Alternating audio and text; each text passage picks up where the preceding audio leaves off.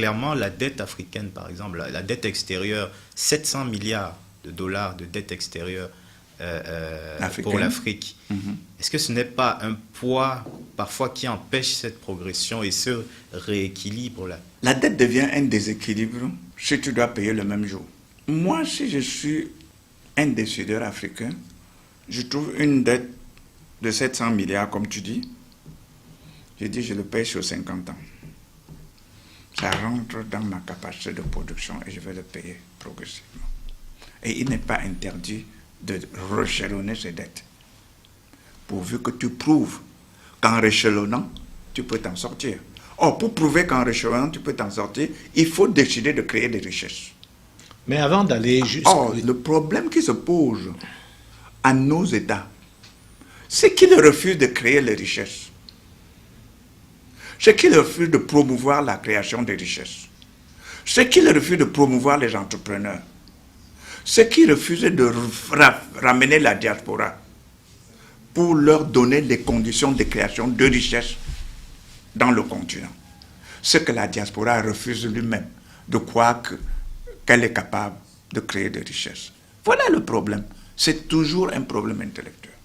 Est-ce que c'est ce problème intellectuel, Dr Foucault, qui justifie que jusqu'aujourd'hui, certains États africains continuent à faire les mendiants, vous me permettrez l'expression, au niveau des institutions de Bretton Woods, et on a finalement le sentiment que le FMI, c'est le véritable chef d'État de plusieurs pays africains, parce que c'est lui qui donne des devoirs, corrige les copies, décide si on monte ou si on descend. Et à un moment donné, on peut même se permettre de penser dans certains pays que c'est le FMI qui décide de la météo.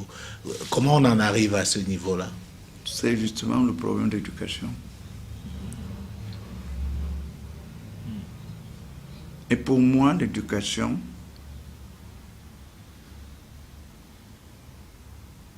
ça a 3 volets. Savoir, si je veux coter 25 sur 100, savoir-faire 50%, savoir-être 25%. Chez nous, même si on prend seulement l'exemple du savoir, tout le monde considère que le savoir, ça vaut 90%. Et le savoir-faire, c'est presque rien. Encore moins le savoir-être. Ça, c'est grave. Deuxième volet de l'éducation que je redéfinis, c'est qu'en fait, l'Afrique, prise dans sa globalité,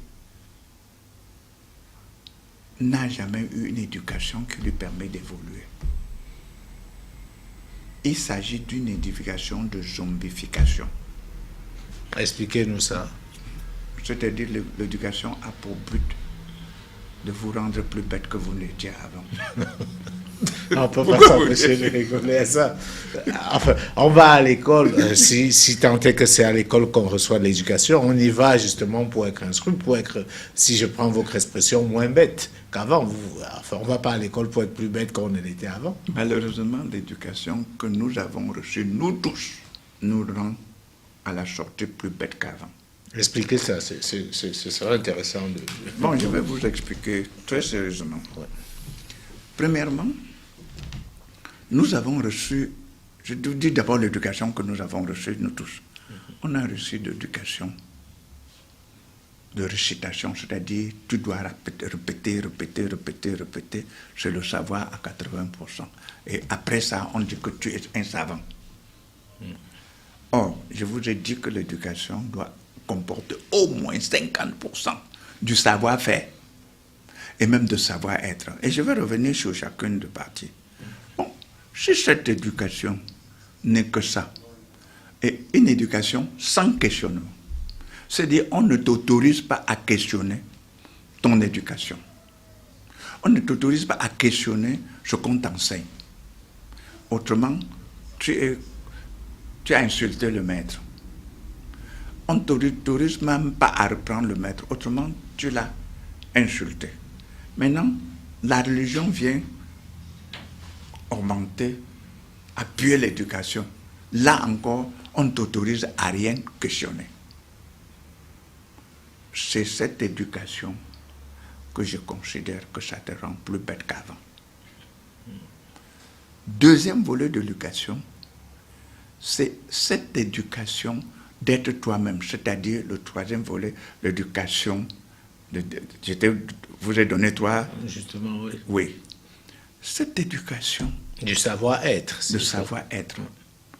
C'est cette éducation de savoir-être qui t'empêche de voler tous les ressources de ton État pour mettre seulement dans ta poche, croyant que ça va te servir à quelque chose.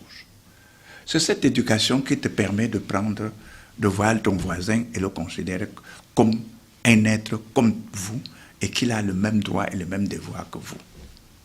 C'est cette éducation qui te permet de comprendre que tu es un être essentiellement limité et que toi seul tu ne peux rien faire et qu'il faut galvaniser, prendre tout le monde autour de vous pour pouvoir faire quelque chose de grand. Mais on a toujours entendu qu'on a en Afrique cette éducation-là, alors pas dans les faits, malheureusement, on voit qu'il y a de la corruption, qu'il y a toutes les tares que vous avez citées, mais cette éducation du savoir-être, vivre en société, être solidaire, c'était quoi? Un cliché, une utopie? On nous a présenté une version de notre Afrique qui était idéalisée? Ou plutôt, nous avons transformé notre Afrique en cette version. On ne nous a pas présenté. L'Afrique n'était pas ça. Créé ce récit. Oui. Nous avons hérité la corruption de la colonisation.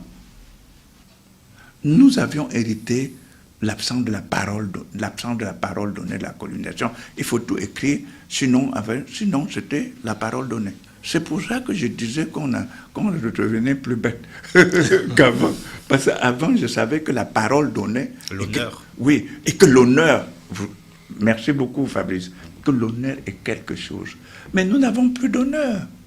Nous mourons dans les câbles des bateaux pour aller en Europe.